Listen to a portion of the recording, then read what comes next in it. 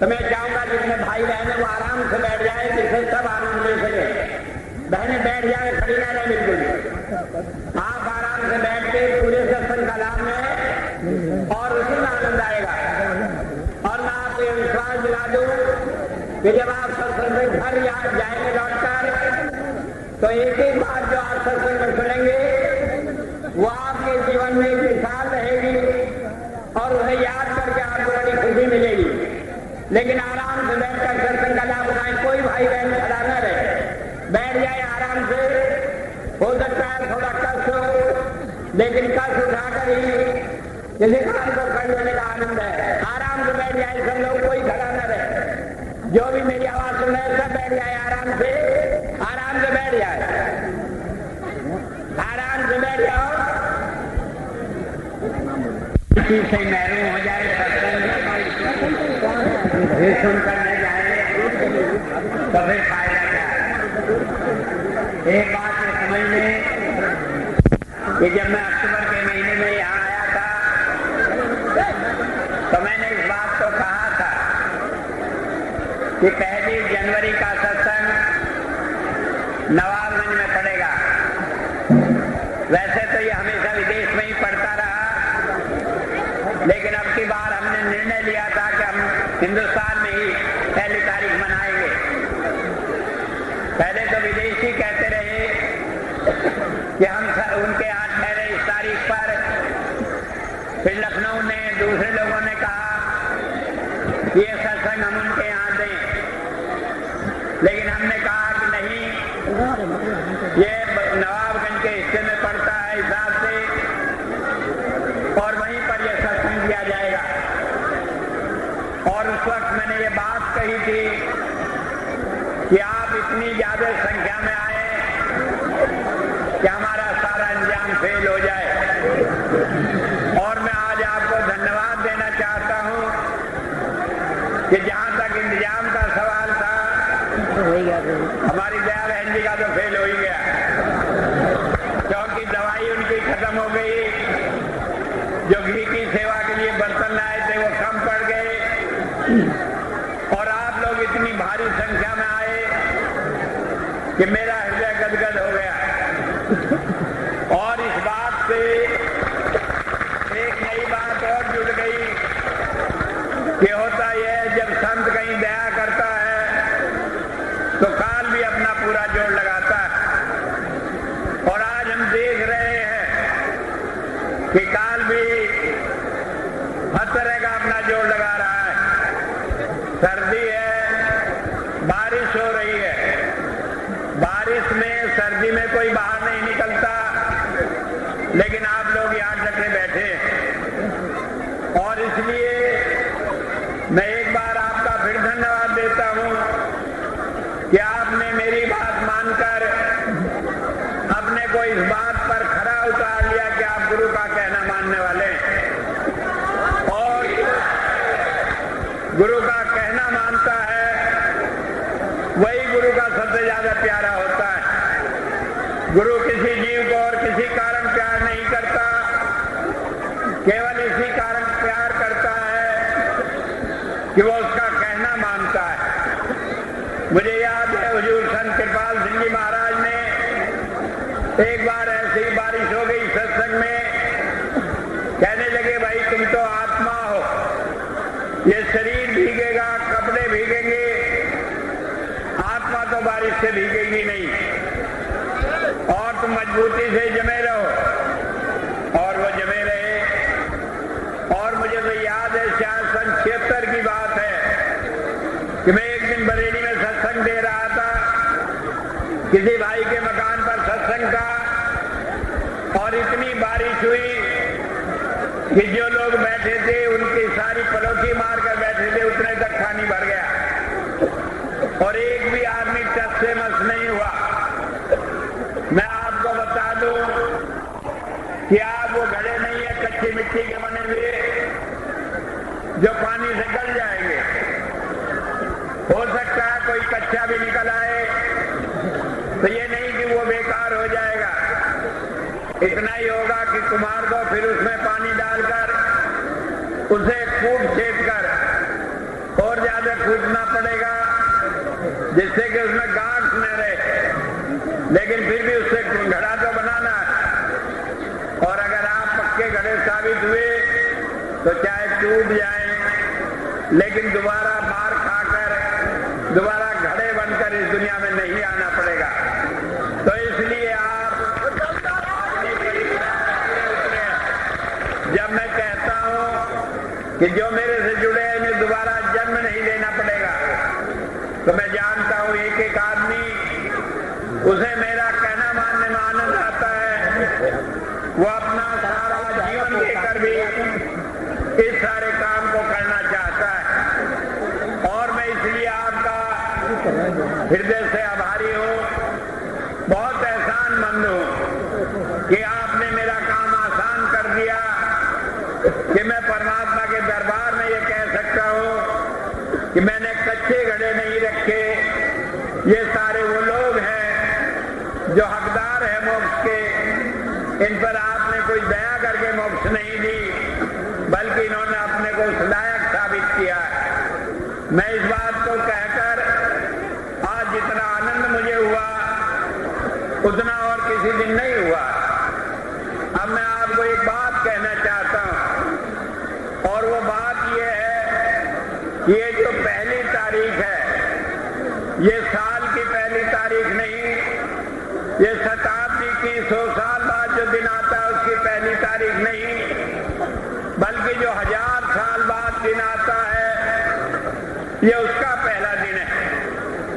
और अगली जो सहस्त्राब्दी आ रही है, जो अगले 1000 साल आ रहे हैं, उसमें दुनिया में कितना बड़ा परिवर्तन होगा इसका कोई अंदाजा नहीं।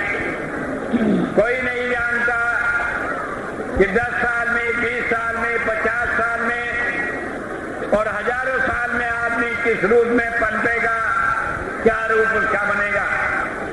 और वो है साइंस में तरक्की करके वो आगे बढ़ता जाएगा। लेकिन जितना जितना मनुष्य आगे बढ़ेगा, साइंस में तरक्की करेगा, उतना उतना वो धर्म से दूर होता चला जाएगा और उतना ही वो पाप में फंसता चला जाएगा, दुखों में फंसता चला जाएगा। जहां हम ये अंदाजा करते हैं कि मनुष्य की सहूलियतें बढ़ जाएंगी, वहां हम ये भी जानते हैं कि उसके दुखों का भी कोई अंत नहीं होगा। तो ऐसी हालत में जब हम ये अनुमान लगाते हैं कि अगली सहस्त्राब्दी में आदमी तरक्की करेगा, वहां उसके लिए धर्म का एक बहुत बड़ा रोल है, एक बहुत बड़ा काम है। और वो धर्म का काम क्या है कि धर्म ही हमें इस संसार में बचाता है। वरना तो धन है, दौलत है, चाहे कितनी तरक्की साइंस कर ले, चाहे मनुष्य ऐसा हो जाए कि मनुष्य के बजाय सारे काम रोबोट करता रहे उसके इशारे पर, लेकिन उसे कभी शांति नहीं मिलेगा, सुख नहीं मिलेगा। इसलिए जरूरी है कि जहां हम तरक्की करें वहां हम धर्म के रास्ते पर भी मजबूती से रहें। लेकिन एक बात ये समझ लेना है कि ये बात हमारे कहने की और सुनने की नहीं, क्योंकि धर्म के रास्ते पर कोई जब तक नहीं चल सकता जब तक परमात्मा ने उसके भाग में न लिख दिया। कहा गुरबानी में कर्म होए सदगुरु मिलाए। जब हमारे पुण्य कर्म उदय होते हैं तब हमें संत का दर्शन होता है, और जब संत हमें अपना लेता है, जब हमें नाम जान दे देता है, तब धर्म की शुरुआत होती है। वरना तो आप कुछ भी कर लें, सारी जिंदगी किताबें पढ़ते रहे, सारी जिंदगी तीर्थ यात्राएं करते रहे, अपनी बोटी बोटी एक एक बूंद खून की आप किसी भी काम में खपा दें और कोई काम धर्म का होता ही नहीं है। चाहे हम करोड़ों उपाय कर लें, जब तक हम संत की शरण में नहीं जाते तब तक हम धर्म के रास्ते पर नहीं चलते। इसीलिए वेद में निर्णय कर दिया इस बात को कहकर कि वेद का एक मंत्र है जिसमें कहा है देवम देवाय देवयु।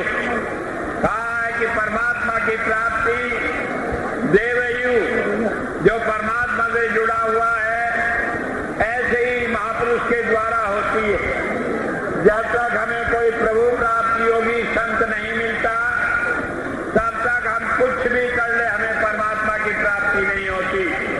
तो जब भी आपका कोई धर्म का आदमी बात करे और पता लगे ये लिबड़ा है, इसने किसी को गुरु धारण नहीं किया, तो आप समझ ले वो कोई धर्म का काम करता ही नहीं, वो पाप में ही पड़ा है। कहा सातपुरी हम देखिया, देखे चारों धाम, पलटू नाक पछुए संतन में है नाम। बिना संत के नाम की समझ नहीं आती। जब परमात्मा को देखा ही नहीं, उसे समझा ही नहीं, तो उसकी प्राप्ति कहां से होगी?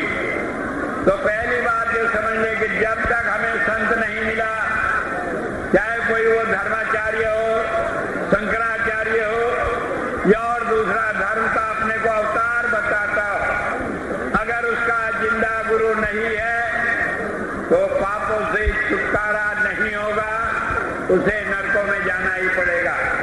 तो एक बात ये समझ लें, जब धर्म की बात हो तो आप ये कह सकते हैं कि आपका गुरु है, आपने पहला कदम सही उठाया है, आप उस रास्ते पर चल रहे हैं जहां से धर्म की शुरुआत होती है।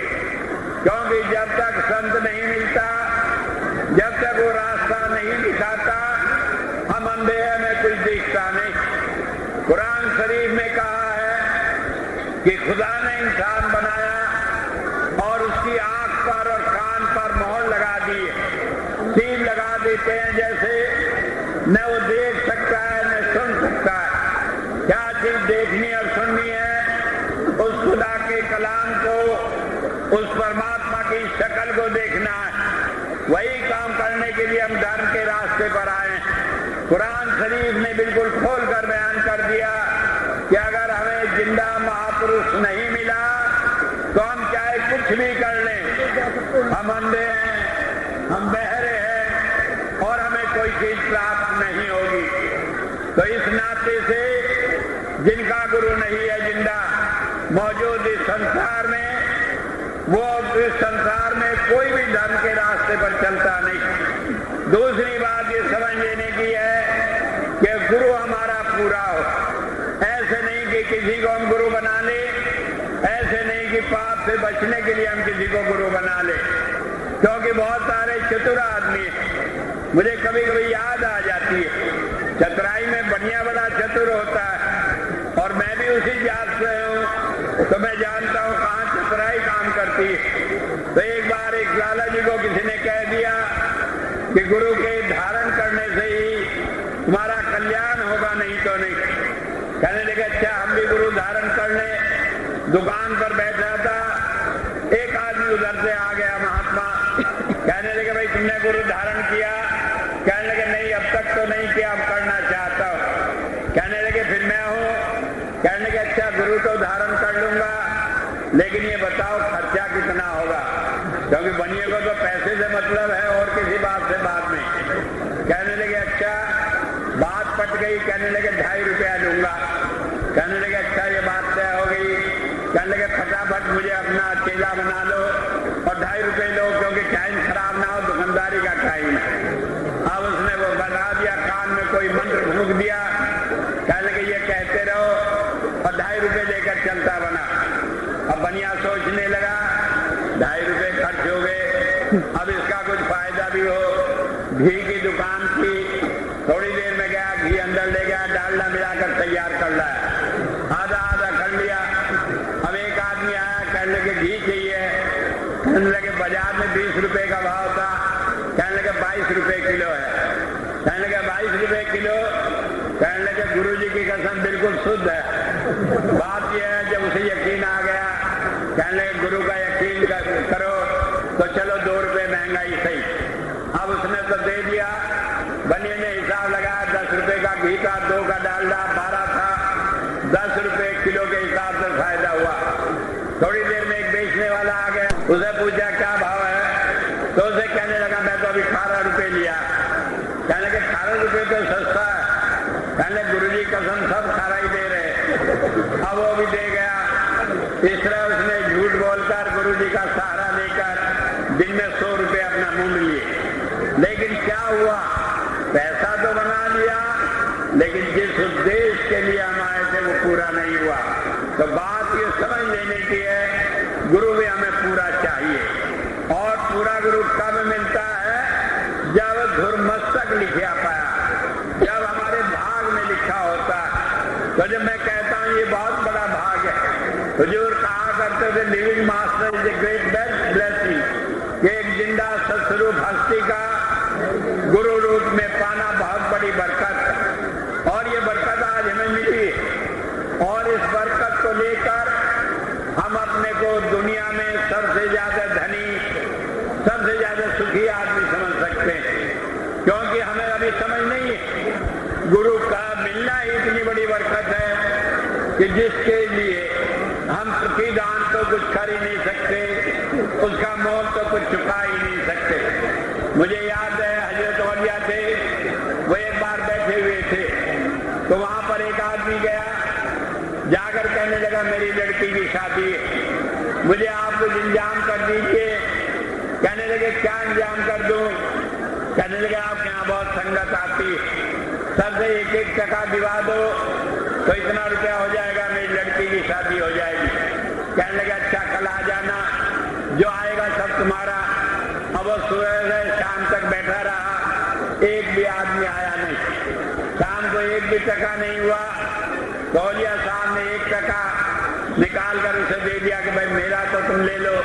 कहने लगे इससे क्या करूं?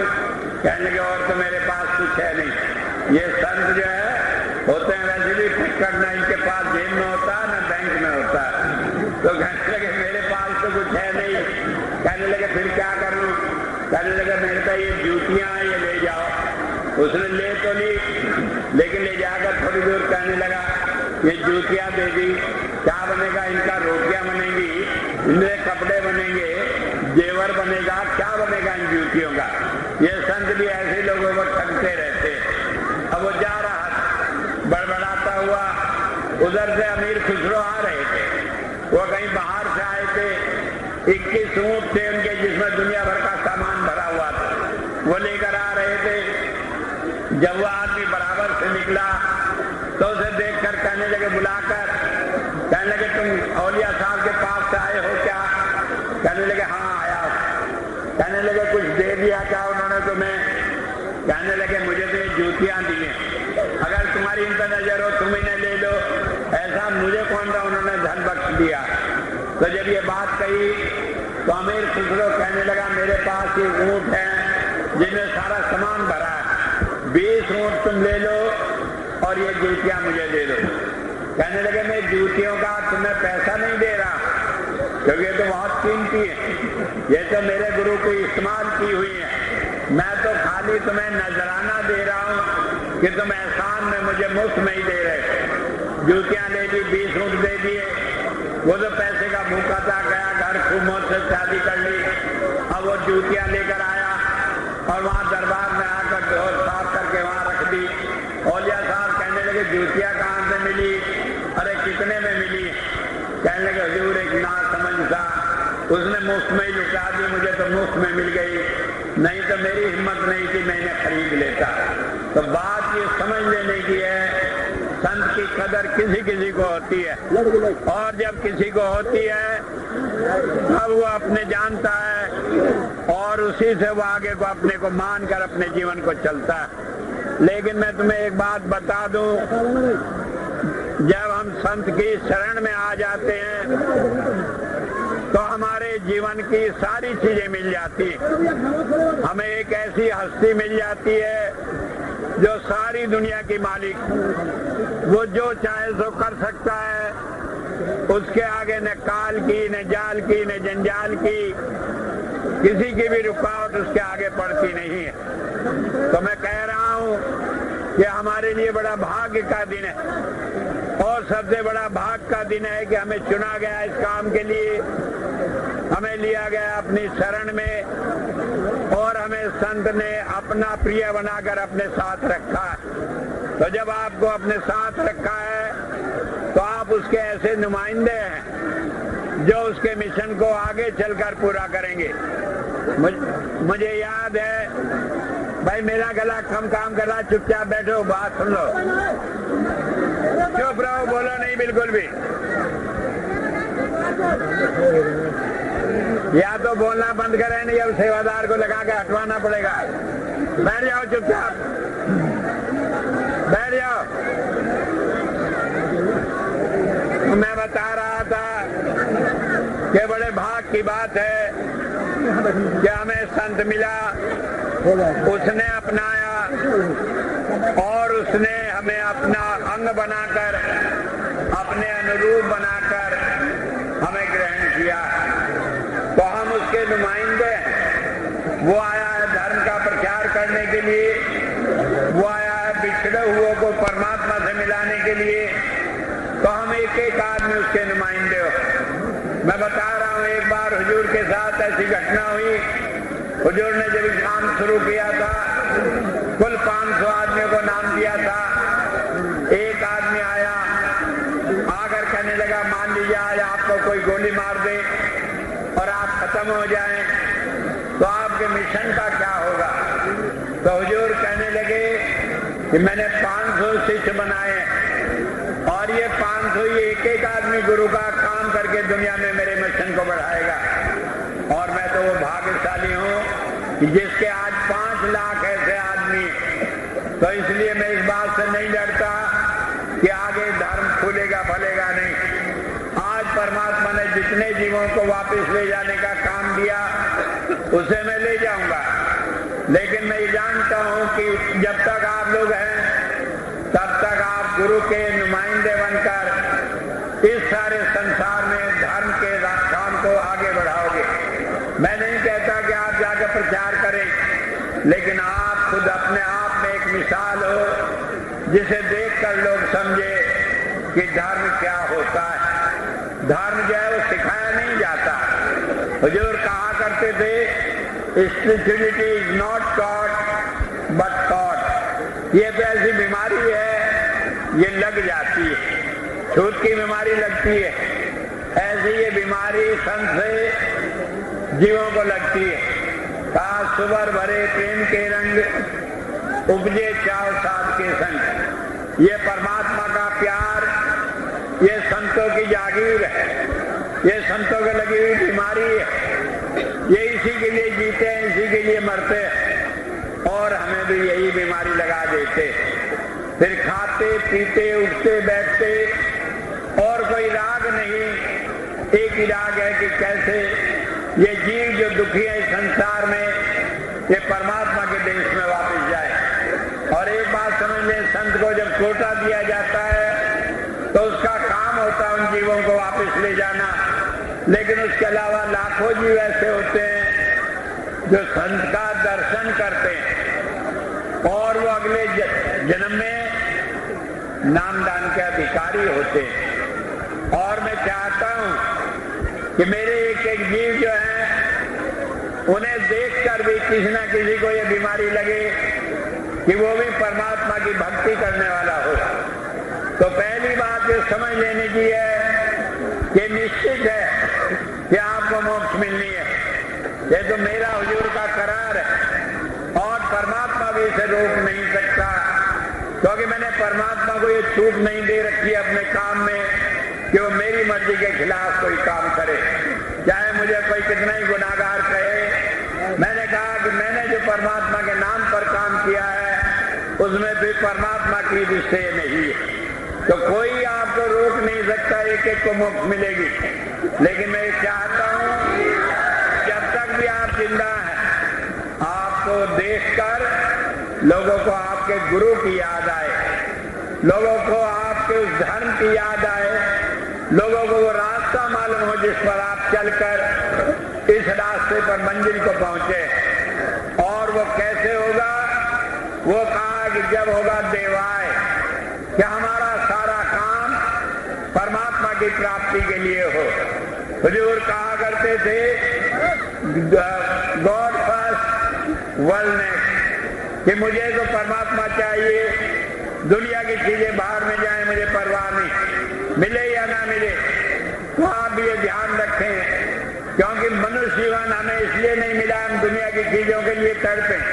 ये तो हमारे कर्मों के अनुसार हमें मिलनी है। अगर हमें इस दुनिया में आकर भूखे रहना है तो रहना है, और जब तक वो कर्जा नहीं उतर जाता, जब तक पिछला कर्म समाप्त नहीं हो जाता, तब तक छुटकारा होता नहीं। अगर काम है तो केवल यही है कि हम परमात्मा की भक्ति में मन को लगाएं और इसी जन्म में मोक्ष प्राप्त करें, अगले की इंतजार न करें। क्योंकि किसने जाना, हमें गुरु भी मिल गया और हमें सारा रास्ता भी मिल गया, लेकिन क्या खबर कितना हम प्रभावित होकर उस जीवन में कर सकेंगे। आज तो हम मंजिल पर आ गए, अब हमें जरूरत नहीं मंजिल पर आकर जा भटकने की। तो अपने जीवन में एक बात को याद रखें कि हमारा उद्देश्य तो परमात्मा की प्राप्ति करना। दुनिया के काम कैसे होते हैं होने दे। और मैं आपको ये दावे के साथ कहता हूं कि चाहे आप दुनिया के काम की परवाह न करें, मैं आपको दुनिया के सारे कामों की जिम्मेदारी लेकर बैठा हूं, आपका कोई काम बिगड़ेगा नहीं। अगर बिगड़ेगा तो इसके लिए आप मुझे कह सकते हैं, मैं जिम्मेदारी लेता हूं। और आप इस बात को निश्चिंत होकर रहें कि सारे काम मुझ पर छोड़ दें, केवल अपना ध्यान परमात्मा में धर्म के रास्ते पर लगाए रखें। और इसीलिए मैं कहा था कि बारिश से क्या बिगड़ता, अरे भीग जाएंगे, कपड़े भीग जाएंगे, कपड़े कीमती उतार दो उन्हें। मैंने भी उतार कर जैकेट रख दी कि कहीं 10 रुपए 15 रुपए ड्राई क्लीनिंग में लगेंगे, लेकिन बदन का क्या बिगड़ता। तो आप इस बात की परवाह ही नहीं करें। आपकी आत्मा गुरु के देख रेख में, और आप उसे कहीं भी विचलित न होने दें सही रास्ते से। तो आप एक ध्यान रखें कि हमारा उद्देश्य तो परमात्मा की प्राप्ति करना। मैं आपको इसलिए कह रहा हूं, छोटी छोटी बातों पर हम परेशान हो जाते हैं कि हमें ये कष्ट हो गया, एक्सीडेंट हो गया, ये मुसीबत आ गई, बीमारी हो गई। अरे पिछला कर्जा तो चुकाना ही है। अगर नहीं चुकाएंगे तो चाहे आप मंजिल पर पहुंच जाएं, तो मैं कहता हूं चौसर जैसे खेलते हैं कि आखिर में आकर नरक में पड़ जाएंगे। जब तक नहीं एक गोट पड़ेगी तब तक आपका छुटकारा होगा नहीं। तो पोपर न अटकने के लिए ये जरूरी है कि कर्मों का खाता खत्म हो जाए। रहा इस बात का, ये मैंने जिम्मेदारी ली कि चाहे मेरी जान भी कहीं लग जाए, लेकिन जहां भी हो सकेगा उन सारे कर्मों से बचाकर भी मैं आपको उस मंजिल तक ले चलूंगा। क्योंकि मुझे और किसी के लिए नहीं जीना, मैं जी रहा हूं आपके लिए, रह रहा हूं आपके लिए, और ये चाहता हूं कि आपकी खुशी ही मेरी खुशी है, मुझे और दूसरी खुशी नहीं। तो इसलिए अपने जीवन में भटके नहीं। आप ये याद रखें कि आपका उद्देश्य तो परमात्मा की भक्ति करना। सत्संग में आना है, बाहर में जाए, काम सारे हो जाएंगे। कोई हमारे केस से काम नहीं हो रहे, जब होते हैं सब ऐसे ही हो जाते, जब नहीं होते करते करते भी नहीं होते, तो उन सारी बातों के चक्कर में क्यों पड़े। और जब गुरु ने हमें भरोसा दिया, जब गुरु हमें रोज उदाहरण देकर समझाता है, उन घटनाओं को बताकर समझाता है कि कैसे गुरु हमारी एक एक बात में सवाल करता है। बाबा जयमल सिंह जी महाराज का किस्सा मैंने बताया। वो मिलिट्री में सिपाही थे, ड्यूटी रात पर दिया करते थे, खंडक में बैठकर भजन किया करते थे। एक दिन वहीं ध्यान लग गया, सुबह को देर हो गई, रोल काल पर हाजिरी पर नहीं गए। हाजिरी पर न जाना बहुत बड़ी गलती मानी जाती है। तो बड़े घबराए, जब ध्यान छूटा, जाकर अगला अफसर से कहने लगे कि मैं हाजिरी पर नहीं आया। वो कहने लगा, नहीं तुम आए थे, मैंने हाजिरी ली थी, मैंने तुम्हें पुकारा, तुमने जवाब दिया था। कहने लगे नहीं मैं नहीं आया। कहने लगे मैंने देखा तुम आए। तो वहीं से जब दोपहर में छुट्टी हुई, स्वामी जी के पास पहुंचे, कहने लगे आज अजीब बात हुई, मैं तो ड्यूटी पर था नहीं, मैंने परेड की नहीं, लेकिन वो अफसर कहता है कि तुम हाजिर थे। तो स्वामी जी कहने लगे, भाई तेरी जगह मैं गया था हाजिरी देने के लिए, अब इससे ज्यादा आप और क्या चाहते। संत हमारे सारे काम करता है, और ये हमारे जीवन में एक बड़ी अब दुर्भाग्य होगा अगर हम इस बात को भूलकर और अपने आप सारी चिंताएं उठाकर रखे। हुजूर कहा करते थे, कहने लगे हालत ये बना रखी है हमने कि हम रेल में सफर कर रहे हैं और गठरी सिपाही रखे बैठे हैं, बोझ में मरे जा रहे हैं। अरे जब रेल में बैठे हो, गठरी रेल में रख दो, आखिर कहाँ जाएगी। गुरु धारण किया है तो कुछ तो उसे भी सोचो कि वो अपने आप परेशानी दिक्कत देखे, हमें क्यों रात दिन परेशान हो। और मैं आपको ये दावे से कहता हूँ कि एक भी आदमी ने जो विश्वास करके मेरे पर कोई काम छोड़ा, उसका वो काम बिगड़ेगा नहीं, उसका वो काम सही ढंग से होगा, उसे दुनिया की परेशानी नहीं होगी। लेकिन मैं ये चाहता हूं कि आप एक बात याद रखें कि आप अपने जीवन में परमात्मा को, गुरु को जो उसका नुमाइंदा है, उसे साथ रखें। और आप ये कहने वाले बने कि हमने तो आपका सहारा लिया था, देखो हमारा कोई काम बिगड़ा तो क्यों बिगड़ा, फिर मुझे भी तो जवाब देना पड़ेगा। तो एक बात ध्यान रखें, जीवन में हर काम में ये बात ध्यान रखें कि पहले परमात्मा, बाद में दुनिया की दूसरी चीजें। कि आप 2-2 घंटे भजन करें, लेकिन भले आदमी सुबह उठकर एक दफे नाम तो ले लें गुरु का, जिससे हाजिरी तो लग जाए कि हम तो आपके दरबार में आ गए, फिर हम निकम्मे नहीं भजन करते, नहीं बैठते, नहीं सही, लेकिन सुबह एक बार जरूर उठकर पहले नाम ले ले, फिर आपकी जिम्मेदारी खत्म हो जाती है। और उस तरह से फिर कहीं आप गलती भी करें, कहीं उसे भूल भी जाए, तो वो अपने आप आकर सहारा देता है और हमारी संभाल करता है। और तीसरी बात वेद में कहा है देवम, कि वो हमें जो भी भजन कराता है, जो भी सारे काम कराता है, वो हमें अंतर में रोशनी और वो आवाज, वो धुन देकर कराता है। जब तक वो धुन हमें प्राप्त नहीं हुई, हमें रास्ता नहीं मिला। कई भाई होते हैं वो कहते हैं हमें भजन नहीं बना, लेकिन मैं एक बात बता दूं, गुरु जिसने नाम दिया, और जब मैं दावा करता हूं कि उन्हें सबको जीवन में मोक्ष मिलेगी, भजन की बात आप छोड़ दें, आपको सबको ऑटोमेटिक धुन आएगी और वो धुन आप सुनेंगे और दूसरे लोग देखकर ताज्जुब मानेंगे कि हाँ मुक्ति क्या होती है। आप ये मत समझे कहने लगे ऐसे ही हो जाएगा, हम तो अंधे ही चले जाएंगे। अरे जिसका गुरु आंख वाला है, जो समर्थ है, सब कुछ कर सकता है, वो किसी को अंधा क्यों ले जाएगा? ये संभव ही नहीं है। कई बार हम अपने मन में तरह तरह के ख्याल कर लेते हैं, इतनी उम्र बीत गई, बुढ़ापा आ गया, बाल सफेद हो गए, अब भजन कब होगा? लेकिन मैं बता दूं सच्ची घटना, मेरे ससुर थे, जमींदार आदमी थे।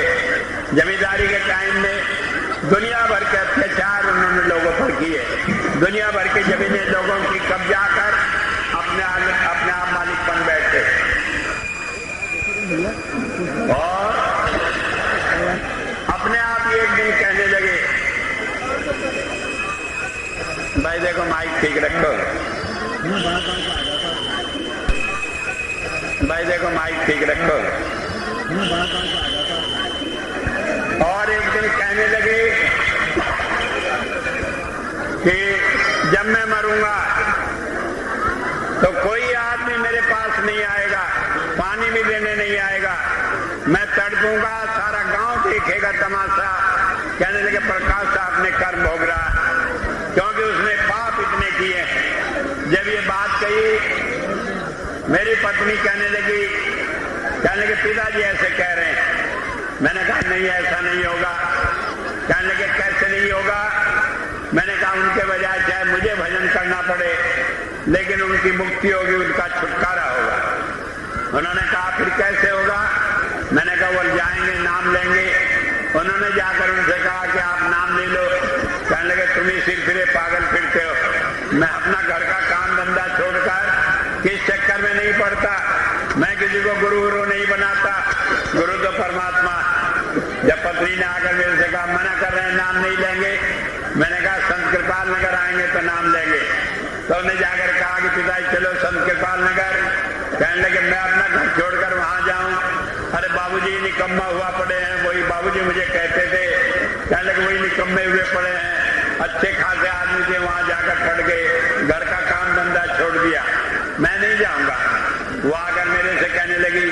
मैंने कहा नहीं कोई चिंता न करो। मैं उनके पास गया, मैं जाकर कहने लगा मैं वहां कुछ काम कर रहा हूं, आप समझदार आदमी हैं, जरा देखकर सलाई दे देते, अच्छा काम कर रहा हूं बुरा। कहने लगा मैं चलूंगा। बिस्तरा गोपाल नगर। अब ये सन 76 की बात, जब वहां बना रखा था कृपाल भवन में भी रोटियां ही बिखरी पड़ी थी, फर्क भी नहीं। तो वो सारे सत्संगियों को गाली देते, कहने लगे सारे दिन कम वक्त गुरुजी करते हैं, ये भी ख्याल नहीं होता कि इनके कंकड़ी चुभ रही है, कंकड़ी ठीक कर दें, काम कर दें, और कैसे इनका काम चलेगा। ऐसे कहीं होता है, ये सब निकम्मे आदमी।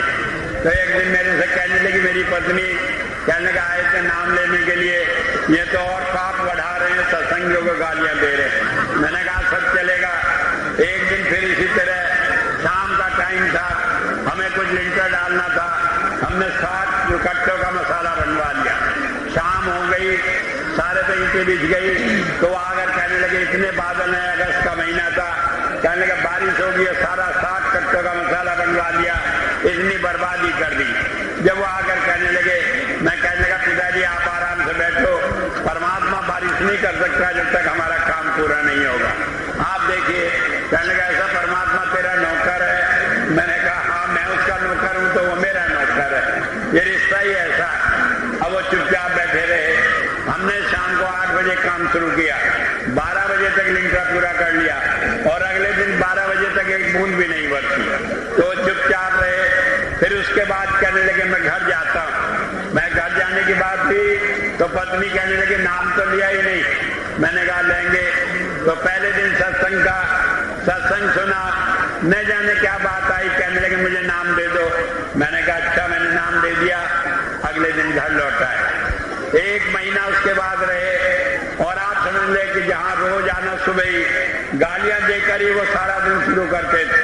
शुरू में नौकर को कहते थे गाली देकर, और सौदागर तो मर जा कम वक्त, कहाँ चला गया, हुक्का ही नहीं भरा, और सारा कुछ इन्हें देते, गालियां ही देते, वही उनके मुंह में मंत्र था। तो उसके बाद आकर चुपचाप पड़े रहते। लोग पूछते क्या हुआ, कहने लगे मुझे मत डिस्टर्ब कर, मुझे तो धुन आ रही। और उन्हें 5 नाम भी ढंग से याद नहीं। और उसके बाद मरने से 7 दिन पहले कहने लगे अब मैं जा रहा हूँ, मुझे जाना है। अब आए थे स्वामी जी, वो कह गए हैं कि लेकर जाएंगे। तो उनके भाई से जानते थे उन्हें, कहने लगे हाँ इतने पापी जीवों को परमात्मा विमान लेकर आएगा लेने के लिए। कहने लगे मुझे तो बताया स्वामी जी ने। और जब 7वें दिन गए, सारे गांव ने ताज्जुब माना, इतने हंसते खेलते। कहने लगे स्वामी जी आ रहे हैं, मैं जा रहा हूँ। तो एक बात समझ ले, आप ये मत सोचें कि आपका भजन सालों लगेगा बनने में। अरे गुरु की महिमा है, वो आपको चाहे जिस टाइम दे दे, लेकिन जाने से पहले निश्चित आपकी धुन खुल जाएगी और आपको दोबारा जन्म लेकर आना नहीं पड़ेगा। तो मैं आपको बता रहा था, वेद में 3 बात बताई कि जब प्रभु प्राप्ति होगी, संत मिलता है, तभी धर्म का रास्ता मिलता है। जब हम अपने जीवन में परमात्मा को पहले नंबर पर रखकर सारे काम करते हैं, तभी हम धर्म के रास्ते पर चल सकते हैं। अन्यथा तो कहीं भी हम विचलित हो जाएंगे। ये तो माया का देश है, यहाँ तो नेगेटिव पावर, काल पावर हर घड़ी हर मिनट में हमें विचलित करती रहती है। और तीसरी बात यह है कि वो आपको सब कुछ दिखाकर, सब कुछ सुनाकर और सब कुछ दुनिया को दिखाकर ये जा रहा है, और इसे परमात्मा के घर ही जाना है, कहीं अटकना नहीं है, क्योंकि इसका मन तो कहीं अटका नहीं पड़ा है। ये सीधा दुर्दान जाएगा, इस तरह से वो ले जाता है। हमें ऐसा नहीं कि हम कहें कि मोक्ष मिल गई, वो कहे मैं तो नरकों में जा रहा हूं, मुझे कहाँ मिल गई। हमारा धर्म वो नहीं कि कोई कहे कि ईसा मसीह कहे कि मैं नरकों में जा रहा। हमारा धर्म वो है कि जो जाता है वो भी डंके की चोट कहकर जाता है कि मैं जा रहा हूं अपने घर, और जो देखता है उसकी भी आंख खुली रह जाती है। ये सिवाय परमात्मा के घर के दूसरा कहीं जाने वाला नहीं। तो धर्म एक संदेश है जो हमारे जीवन में आज हम दे रहे हैं। और आज इस सहस्त्राब्दी के आरंभ में मैं तो ये चाहता हूं कि आप अपने आप में धर्म की एक मिसाल बने, धर्म का एक स्तंभ बने, जिसे देखकर लोगों को समझ आए कि धर्म क्या होती है, संत मत क्या होता है, और हमने क्या इस जीवन में पाया है और कैसे दुखों से छुटकारा पाया है। तो मैं इतनी बात कहकर आपको ये बात बता दूं कि आपको पूरा गुरु मिला है, इसलिए नहीं कि आपको मोक्ष मिले, वो काम तो आपका गारंटी हो गया।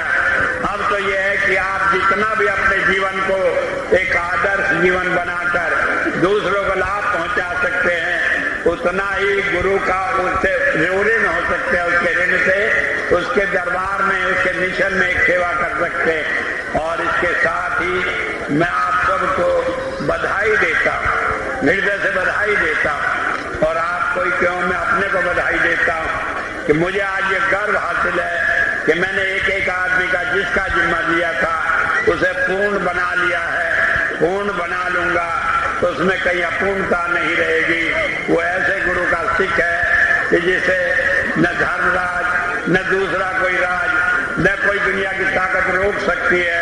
वो तो अपने आप में संत है और वो परमात्मा में जाकर इस तरह मिलेगा जैसे कि शास्त्रों में वर्णन किया गया है। रहा दुनिया के काम भी ठीक रहेंगे, आप चिंता न करें। मैं आपको कोई त्याग तपस्या की बात नहीं कह रहा हूं कि भूखे प्यासे रहें। मैं तो ये कहता हूं कि जो आपकी सारी चीजें हैं वो भी पूरी होंगी और मैं जिम्मेदारी लेता हूं, मैं करूंगा।